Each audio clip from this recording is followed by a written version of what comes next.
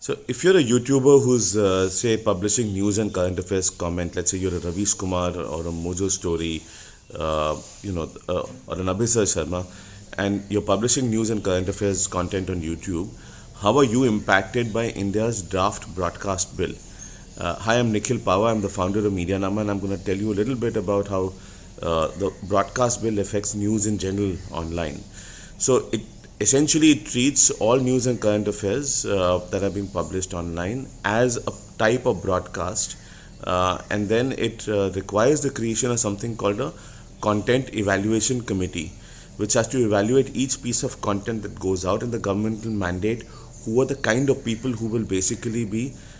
overseeing this. Now, this could be an oversight because in the definition of broadcast it includes news and current affairs, but it doesn't really distinguish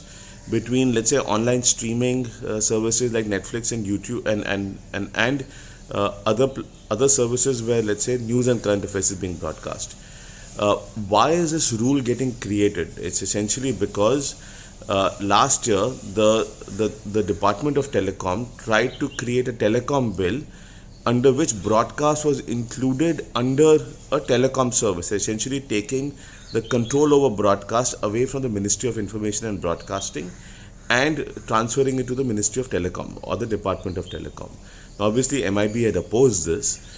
and now to basically protect their turf, they're coming up with this regulation in order to basically ensure that they have jurisdiction over broadcast services. The other reason why we're getting this law is that the IT rules already create a framework for regulating online news. So, even before this law came in a draft form, the IT rules already governed entities like Mojo Story and Ravish Kumar, who are also, by the way, registered with the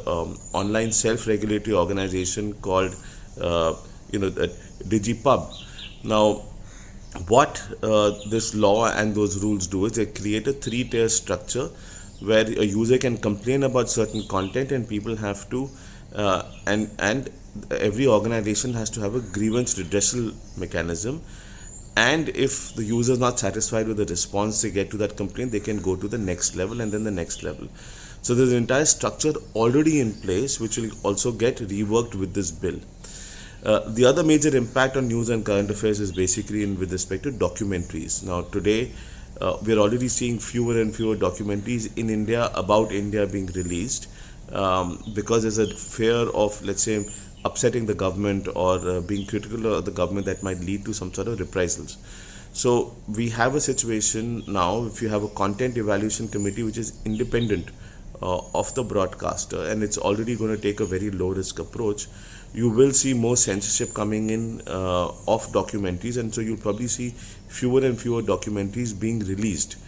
There is already, there have been instances of censorship of documentaries in this country already, but now you're going to see that most platforms and most streaming services will not consider even releasing documentaries.